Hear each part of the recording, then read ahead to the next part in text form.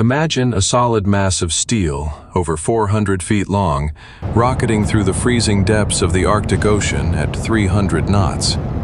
By every known law of physics, the sheer friction should vaporize the water, creating a deafening acoustic storm. Instead, it was dead silent. In the winter of 1997, a U.S. Navy nuclear submarine detected an impossible phantom beneath the ice. It didn't just break the sound barrier, it broke reality, phasing through solid ice and vanishing into low Earth orbit in exactly 3 seconds. Welcome to the Shadow Ledger. Today, we unseal the terrifying truth of what is really hiding in the abyss. The Beaufort Sea, situated off the northern coast of Alaska, has long been a quiet battleground of the Cold War and its quiet aftermath. In 1997, the region was the center of intense geomagnetic turbulence. Beneath the shifting, groaning ice sheet that locks the Arctic in a perpetual grip of white death, the United States Navy maintained a constant, silent patrol. Among them was an ultra-advanced, fast-attack submarine, a machine designed to run silent and run deep, acting as the eyes and ears of national defense in the most hostile environment on Earth. Life aboard these vessels is defined by a heavy, claustrophobic silence. The crew survives in a steel tube pressurized against the crushing weight of the ocean, relying entirely on acoustic sensors to paint a picture of the invisible world outside. Under the ice, there is no light, no GPS, and no rescue. There is only the ping of sonar and the constant, low hum of the nuclear reactor, keeping the crew alive in a sub-zero abyss.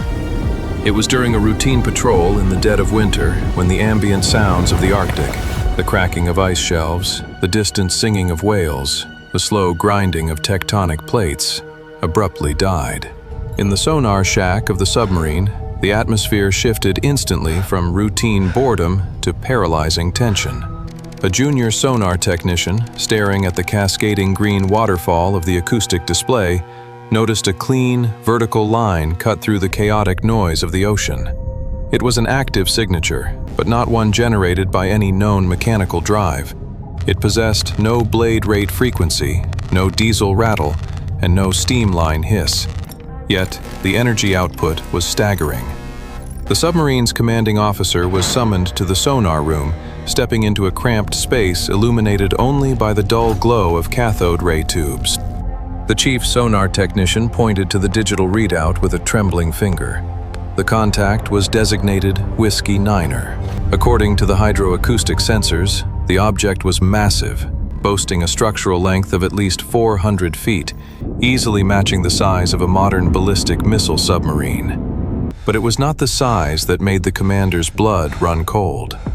It was the motion. The contact was closing the distance from 20 miles away at a speed that defied the physical limits of fluid dynamics. It was traveling at over 300 miles per hour. At that velocity, the friction of water against a hull should have created a localized boil, producing a deafening roar of cavitation bubbles that would register on hydrophones across the entire northern hemisphere. Yet, Whiskey Niner was whisper quiet. The control room became a pressure cooker of whispered commands and sweat-slicked palms. The submarine's helm officer tried to maintain steering, but the geomagnetic sensors began to fluctuate wildly, spinning the compass needles into useless circles. The digital navigation displays flickered, corrupted by a localized electromagnetic pulse that seemed to radiate from the approaching anomaly. The commander ordered the ship to run silent, shutting down all non-essential machinery, desperately trying to blend into the thermal clutter of the underwater ice ridges. They were hiding from a phantom that didn't play by the rules of the sea. On the sonar screens, the anomaly didn't navigate around the underwater seamounts or the deep-hanging ice keels that projected dozens of feet below the surface. It moved in a perfectly straight, unyielding line, cutting through the water with zero dynamic resistance. The physics of the situation were impossible. To move a 400-foot object through water at such speeds without creating drag or cavitation implies a complete neutralization of fluid friction. It was as if the water itself was actively parting before the object, refusing to touch its surface, and then sealing back behind it without leaving a wake. The sonar technicians listened through their high-sensitivity headphones, hearing nothing but a faint, low-frequency hum that vibrated not just through the audio systems, but through the very deck plates of the submarine. It was a vibration that felt less like sound and more like a heavy, physical pressure pushing against the crew's chests. As the contact drew within 5,000 yards, the tension peaked. The crew prepared for impact, bracing themselves against the steel consoles, expecting the massive displacement of water to toss their $100 million submarine like a toy in a bathtub. The Anomaly was now directly beneath them, ascending rapidly from the abyssal depths. The sonar screen showed a vertical climb rate that defied gravity. It was coming up from the trench at a 90-degree angle, heading straight for the underside of the permanent ice pack. What happened next would be etched into the minds of the surviving crew and buried deep within classified naval archives for decades. The Anomaly did not slow down as it approached the boundary between liquid water and solid ice. Above them lay over 10 feet of hard, multi-year polar ice, a frozen barrier that can stop a nuclear submarine from surfacing without hours of careful, localized ice chipping and ballast manipulation.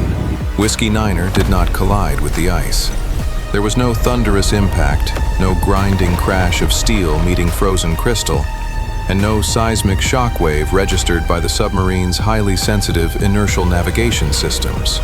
Through the submarine's high-frequency, upward-looking sonar and thermal imaging arrays, the crew watched the impossible unfold.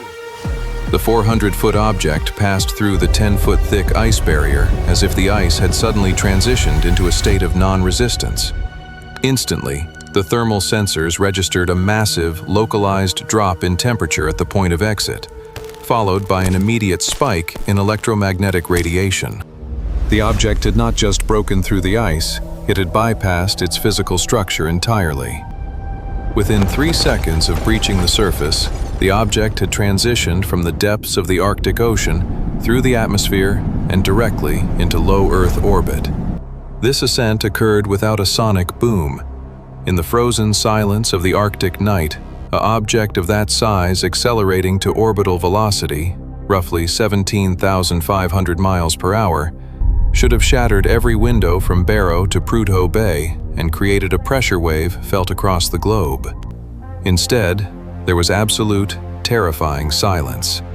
Satellite telemetry data, later analyzed by classified naval intelligence, confirmed that a massive thermal signature had materialized in low Earth orbit exactly 3 seconds after the submarine lost acoustic contact. It did not climb, it simply existed in space, having bypassed the atmospheric journey entirely. For the crew in the submarine, the immediate aftermath was a silent, panicked scramble to assess their own survival. They were alive, their hull was intact, and their systems slowly began to recover from the intense electromagnetic surge. When they dispatched a remote reconnaissance team to investigate the breach site directly above them, they expected to find a chaotic field of shattered ice floes and churning water. Instead, they found something far more disturbing. The ice sheet was completely intact, save for a perfectly smooth, cylindrical hole precisely matching the diameter of the detected object. The walls of this cylinder were not jagged or broken. They were glassy, melted, and instantly refrozen into a mirror-like finish, as if the ice had been subjected to a localized burst of energy that altered its molecular structure on a quantum level before it could collapse. When defense intelligence analysts and theoretical physicists later reviewed the highly classified sonar logs, they reached a terrifying conclusion. The entity hadn't traveled through the water or the ice. It had utilized a theoretical concept known as the Alcubierre metric, generating a localized space-time warp bubble. By contracting space-time in front of its hull and expanding it behind, the object effectively isolated its mass from the physical universe. Inside this bubble, there is no inertia, no gravitational pull, and zero fluid friction. To the freezing waters of the Arctic and the solid ice above, the craft simply did not exist in the same physical dimension. It slipped through a distortion in reality itself. This leaves us with a chilling set of questions that the Pentagon refuses to answer. If a localized warp bubble can be generated to bypass the physical laws of our planet, who controls it? Was the 1997 Beaufort Sea anomaly a highly classified, black-budget military experiment decades ahead of its time? Or did that submarine crew stumble upon an ancient, non-human intelligence that has been using our deep oceans as a transit highway for millennia? I want to know where you stand. Drop your theories in the comments below. Human black project or something entirely else? And if you're ready to uncover more forbidden history, hit that subscribe button. Until next time, keep your eyes on the shadows.